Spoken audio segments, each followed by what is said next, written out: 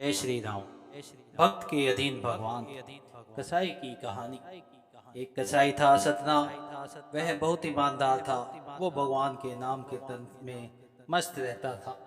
यहाँ तक कि मांस को काटते बेचते हुए भी वह भगवान नाम गुनगुनाता रहता था। एक दिन वह अपनी ही धुन में कहीं जा रहा था कि उसके पैर से कोई पत्थर टकराया। वह रुक गया। उसने देखा एक काले रंग के गोल पत्थर से उसका पैर टकरा गया है। उसने वह पत्थर उठा लिया, वह जेब में रख लिया, यह सोचकर कि यह मांस तौलने के काम आएगा। वापिस आकर उसने वह पत्थर मांस के वजन को तौलने के काम में लगाया। कुछ ही दिनों में उसने समझ लिया कि यह पत्थर कोई यह साधारण बात नहीं है। फैलने लगी कि जितना वजन सतना उसको कसाई तौलना के होता, पास वजन करने पत्थर वाला उतने वजन पत्थर है। वह जितना ही चाहता हो है जाता। पत्थर उतना ही तौल देता है। किसी को 1 किलो मांस देना होता तो तराजू में उस पत्थर को एक तरफ डालने पर दूसरी ओर 1 किलो का मांस ही तुलता। अगर किसी को 2 किलो चाहिए हो तो वह पत्थर 2 किलो भार जितना भार हो जाता। इस चमत्कार के कारण उसके यहाँ लोगों की भीड़ जुटने लगी। भीड़ जुटने के साथ ही सतना की दुकान की बिक्री भी बढ़ गई। बात एक शुद्ध ब्राह्मण तक पहुंची। हालांकि वह ऐसी अशुद्ध जगह पर नहीं जाना चाहता था जहाँ मांस कटता हो, वह बिकता हो।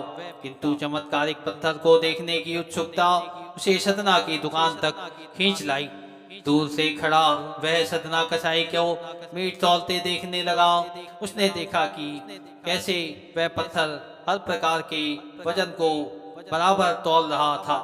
ध्यान से देखने पर उसके शरीर के रोए खड़े हो गए। भीड़ के छटने के बाद ब्राह्मण सतना कसाई के पास गया।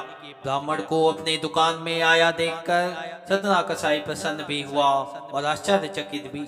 बड़ी नम्रता से सतना ने ब्राह्मण को बैठने के लिए स्थान दिया और पूछा कि वह उनकी क्या सेवा कर सकता है। ब्राह्मण बोला, तुम्हारे इस चमत्कारिक पत्थर को देखने के लिए ही मैं तुम्हारी दुकान पर आया हूँ, या यूं कहें कि यह चमत्कारिक पत्थर ही मुझे खींचकर तुम्हारी दुकान पर ले आया है। बातों ही बातों में उन्होंने सतना कसाई को बताया कि जिसे पत्थर समझकर वो मांस तौल रहा है, वास्तव में वो शालिग्राम जी हैं, जो कि भगवान का स्वरूप होता है। शालिग्राम जी की इस तरह गले कटे मांस के बीच में रखना, वह उनसे मांस तौलना बहुत बड़ा पाप है। सतना बड़ी ही सरल प्रकृति का भक्त था। ब्राह्मण की बात सुनकर उसे लगा कि अनजाने में मैं तो बहुत पाप कर रहा हूँ। अनुनय विनय करके सतना ने वह शालिग्राम उन ब्राह्मण को दे दिया और कहा कि आप तो ब्राह्मण हैं, अतः आप ही उनकी सेवा परिचर्या करके इन्हें प्रसन्न करें। मेरे योग्य कुछ सेवा हो तो मुझे अवश्य बताएं। ब्राह्मण उस शालिग्राम शिला को बहुत सम्मान से घर ले आए। घर आकर उन्होंने श्री शालिग्राम को स्नान करवाया, पंचामृत से अभिषेक किया, वह पूजा अर्चना आरंभ कर दी।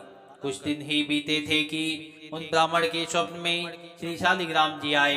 वह कहा, हे ब्राह्मण, मैं तुम्हारी सेवाओं से प्रसन्न हूँ, किंतु तुम मुझे उसी कसाई के पास छोड़ आओ। स्वप्न में ब्राह्मण के कारण पूछा तो उत्तर मिला कि तुम मेरी अर्चना पूजा करते हो, मुझे अच्छा लगता है, परंतु जो भक्त मेरे नाम का गुणगान कीर्तन करते रहते हैं, उनको मैं अपने आप को भी बेच देता हूँ। सतना तुम्हारी तरह मेरे अर्चना नहीं करता, परंतु वह हर समय मेरा नाम गुनगुनाता रहता है, जो कि मुझे अच्छा लगता है, इसलिए तो मैं उसके पास गया था। ब्राह्मण अगले ही दिन सतना कसाई के पास गया। वह उनको प्रणाम करके सारी बात बताई। वह श्री शालिग्राम जी को उन्हें सौंप दिया। ब्राह्मण की बात सुनकर सतना कसाई की आंखों में आंसू आ गए।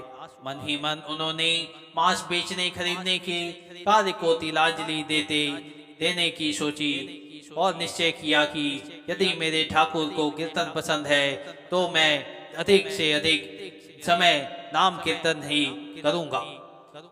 यह कहानी आपको कैसी लगी? यदि आपको अच्छी लगी हो तो हमारे चैनल को सब्सक्राइब करें, लाइक करें, शेयर करें व कमेंट करके बताएं कि हमारी यह कहानी आप लोगों को कैसी लगी। धन्यवाद।